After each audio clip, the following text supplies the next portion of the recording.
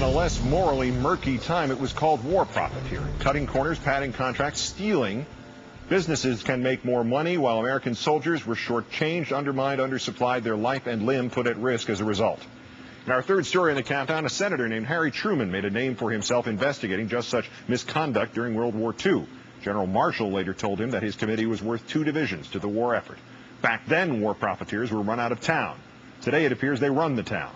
Senator Byron Dorgan has been trying to change that. At a Democratic hearing yesterday, his panel released a document showing how far Halliburton's subsidiary, KBR, one of the biggest military contractors, has been willing to go.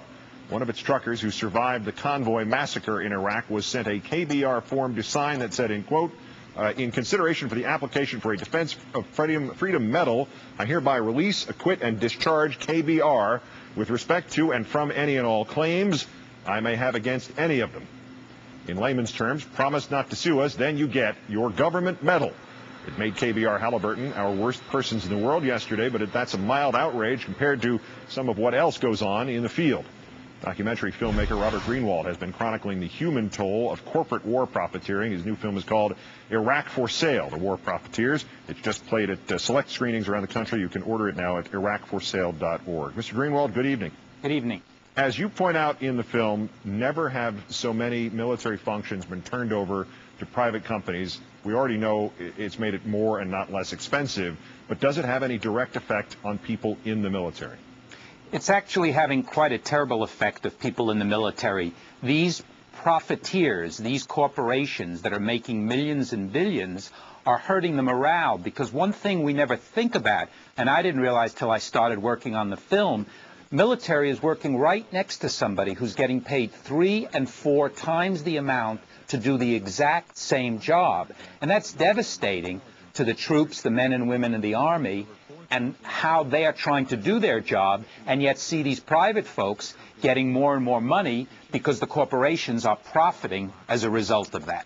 We all know that what the word snafu is an acronym for, and that it originated in military service, we'll say all fouled up rather than the other version of it. But when you add business to the equation of war, let me play a clip from the film, a former Halliburton employee speaking to you, testifying about contaminated water in Iraq. I'll get your reaction. When I tried to notify the troops that they may be exposed to a serious health risk, I was told that the military was none of my concern. They were only concerned with making their profit and didn't care how it may affect the troops. Of the 67 water treatment plants that Halliburton run, 63 of them weren't providing safe water. And the Marines are showering in it every single day.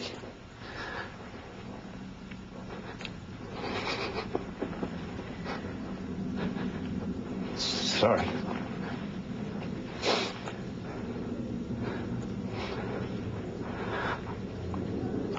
I was there to help them. How is it that giving U.S. Marines tainted water does not kill a company dead, let alone stop the stream of Pentagon contracts that they continue to get? I don't. It's quite shocking, actually. Halliburton is being protected at the highest levels of government. They are paying lobbyists huge amounts of money. They're giving campaign contributions. They're hiring former high-level military people.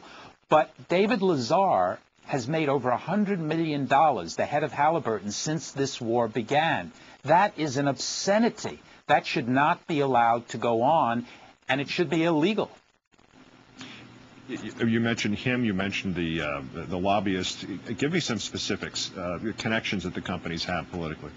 Well, what they do is, you know, these companies spend a lot of time and money on this. So what they do is they hire former legislators, they hire people who've been in the government, and then they hire military folks at very high levels, so that when the investigations come, this kind of network protects them against what should be happening, which is people should be brought before commissions, people should be accused and told they are breaking the law, and most importantly, look, there's a limited amount of money, and if it's going into the corporation's pocket, then it's not going to the soldiers, it's not going to the Iraqi people, And here's the ultimate tragedy. All of us are less safe because that money, hospitals don't get built, water doesn't get cleaned up, and the Americans and the Iraqis pay a price for these guys making this obscene amounts of profits. The head of Khaki, who supplied interrogators at Abu Ghraib, interrogators who were torturing for profit, he made $20 million.